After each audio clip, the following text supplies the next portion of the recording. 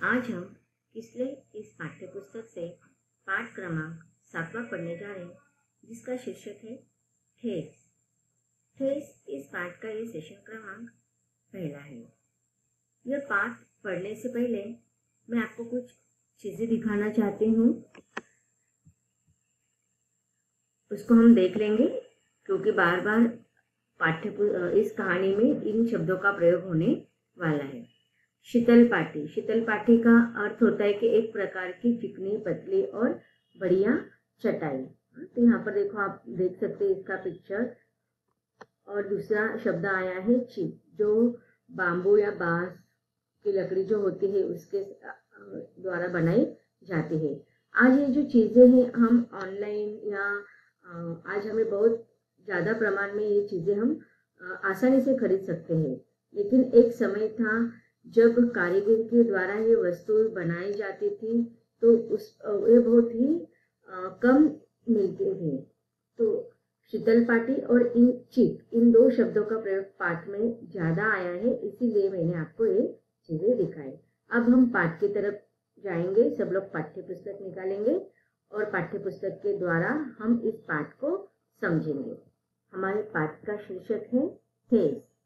लोक मन में मर्मज्ञ कलाकार फणीश्वर नाथ रेणु की ठेस कहानी में मिथिलांचल की लोक संस्कृति का प्रभावी वर्णन है।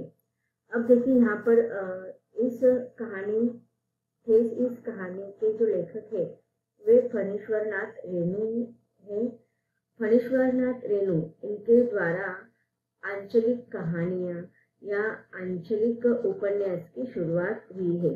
इसीलिए जब भी आंचलिक उपन्यास या आंचलिक कहानी की बात आती है तो आंचलिक इस शब्द से फणीश्वर नाथ रेणु इनका नाम जुड़ा हुआ है।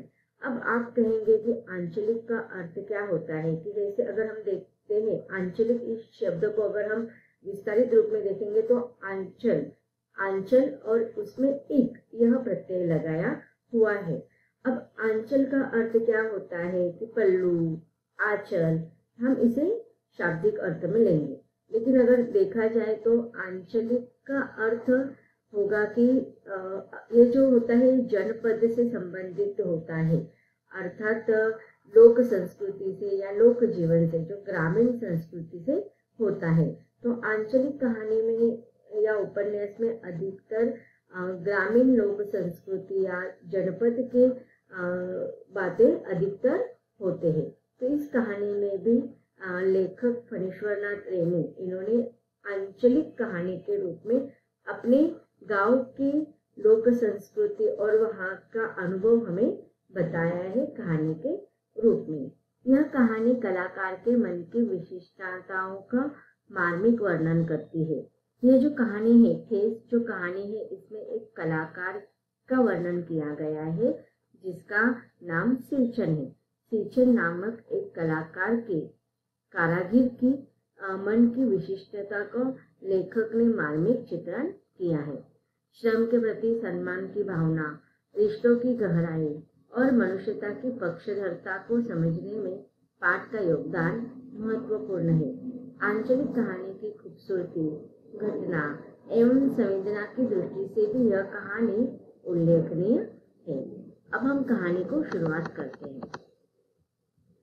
खेती बाड़ी के समय गांव के किसान सिरचन की गिनती नहीं करते। लोग उसको बेकार नहीं, बेगार समझते हैं। इसलिए खेत खलियान की मजदूरी के लिए कोई नहीं बुलाने जाता है सिरचन को। क्या होगा उसको बुलाकर? दूसरे मजदूर खेत पहुंचकर 1/3 काम कर चुकेंगे। तब कहीं सिरचन राय हाथ में खुरपी डुलाता हुआ दिखाई पड़ेगा, पगडंडी पर तोल तोल कर पांव रखता हुआ धीरे धीरे। मुफ्त में मजदूरी देनी हो तो और बात है। अब देखिए, इस कहानी की शुरुआत में सिरचन नामक व्यक्ति का वर्णन किया गया है। अब लेखक फणीश्वर नाथ रेणु, इन्होंने यह कहानी हमें बताई है। और जब भी मैं शब्द या मुझे शब्द का प्रयोग यहाँ पर होगा तो वो पात्र कौन होगा? वो लेखक होंगे। तो प्रमुख पात्र यहाँ पर भले ही लेखक है, लेकिन लेखक के द्वारा यहाँ पर सिरचन नामक व्यक्ति का वर्णन किया गया है। अब देखिए, लेखक जिस समय की बात कर रहे हैं उस समय लेखक बता रहे थे जब भी गांव में कोई भी किसान खेती के संबंध में मजदूरी के लिए मजदूरी करने के लिए जब मजदूर के रूप में अन्य लोगों को बुलाते हैं तो कभी भी कोई भी किसान अपने खेती में काम कराने के लिए सिंचन को नहीं बुलाता था। क्यों नहीं बुलाते थे? क्योंकि गांव के लोग उसे बेकार ही नहीं बल्कि बेकार भी समझते थे, अर्थात वो किसी भी प्रकार का काम करने योग्य या करने लायक नहीं थे। इसीलिए गांव के लोगों के मन में उसके प्रति वह बेकार है इस प्रकार की भावना निर्मित हो गई थी। क्यों? क्योंकि वो जो काम करता था वो बहुत ही धीरे धीरे करता था। खेत खलिहान में अगर कोई किसान काम करने के लिए मजदूरों को बुलाता तो मजदूर के रूप में जब वो लोग आधे तो मजदूर खेत में पहुंचकर 1/3 काम कर चुके होते हैं तब जाकर वो सिंचन धीरे धीरे हाथ में खुरपी हिलाता डुलाता हुआ आता था और पगडंडी पर अर्थात रास्ते पर वो पैर कैसे रखता था तोड़ तोड़ कर बहुत धीरे धीरे उसका काम रहता था। और इसी कारण अगर दिन भर लोगों अन्य मजदूरों का अगर काम हो जाता था तो उस समय सिंचन जो होता था वो केवल आकर खुरपी हाथ में लेकर काम की शुरुआत करता था। इसीलिए कोई भी किसान उसे अपने खेत खलिहान में काम करने के लिए नहीं बुलाता था। अगर मुफ्त की मजदूरी देनी होगी तो अलग बात है। अब यहाँ पर आगे लेखक कह रहे हैं कि आज सिंचन को मुफ्तखोर, कामचोर और चटोर कह ले कोई, लेकिन एक समय था जबकि उसकी मंडिया के पास बड़े बड़े बाबू लोगों की सवारियां बंधी रहती थी। अब देखिए पहले पैराग्राफ में जब लेखक ने परिच्छेद में जब लेखक ने वर्णन किया है तो वह वर्णन अब वर्तमान समय का है कि जिस समय लेखक ने यह कहानी लिखी है उस समय लेखक के द्वारा जिस सिंचन की बात कही गई कि अब वर्तमान समय में उसकी अवस्था क्या है, किस प्रकार से लोग उसके साथ व्यवहार कर रहे हैं और वह क्यों किसान मजदूर बनकर मजदूरी कर रहा है। लेकिन लेखक कहते हैं कि आज भले ही लोग उसे कामचोर कह रहे हैं, चटोर कह रहे हैं, मुफ्तखोर कह रहे हैं, लेकिन एक समय ऐसा था कि उसके मंडिया के पास बड़े बड़े बाबू लोग उसके यहाँ आकर सवारियां बांधते करते थे। अब लेखक हमें उसके भूतकाल में ले जा रहे थे, किस प्रकार का वो व्यक्ति था। उसे लोग पूछते ही नहीं थे, उसकी खुशामद भी करते थे। खुशामद करना, चापलूसी करना। अरे सिंचन भाई, अब तो तुम्हारे हाथ में कारीगिरी रह गई है सारे इलाके में। एक दिन का समय निकाल कर चलो, कल बड़े भैया की चिट्ठी आई है शहर से, सिंचन से एक जोड़ा चीक बनवा कर भेज दो।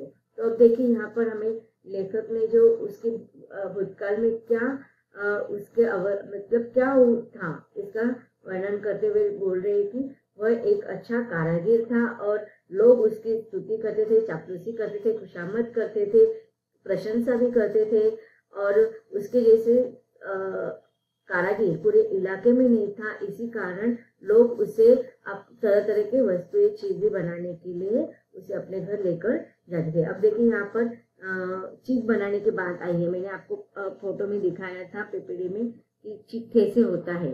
तो इस प्रकार से सीसन से चीज बनाने के लिए लोगों का लाइन लगाई जाती थी।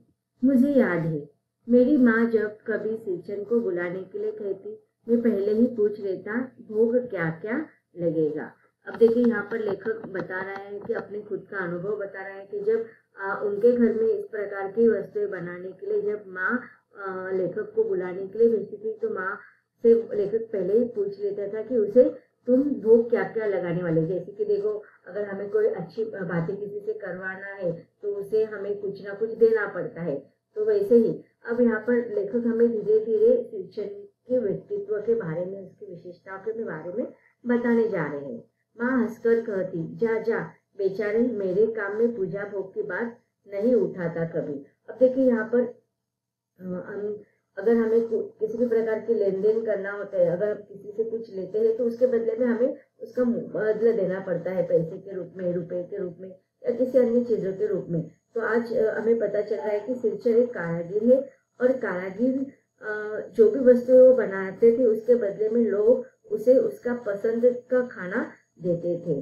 तो तो यहाँ पर जब कोई भी चीज बनाने के लिए सिर्फ उसका मनपसंद खाना दे देंगे तो वो बना देता था। तो इसीलिए लेखक को उसके माँ से कहते कि तुम उसे क्या भोग देने वाले हो, अर्थात तुम उसे कौन सी मन पसंदीदा पदार्थ या व्यंजन बनाकर देने वाले हो।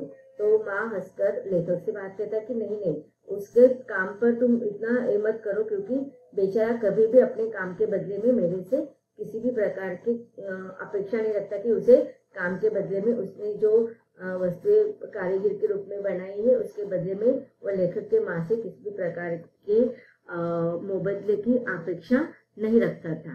माँ हंसकर कहती थी, ब्राह्मण टोली के पंचानंद चौधरी के छोटे लड़के को एक बार मेरे सामने ही बेपानी कर दिया था सिरचन ने। तुम्हारी भाभी नाखून से काटकर तरकारी परोसती है और इमली का रस डालकर कढ़ी तो हम कहार कुम्हारों को घरवाली बनाती है। तुम्हारी भाभी ने कहाँ सीखा।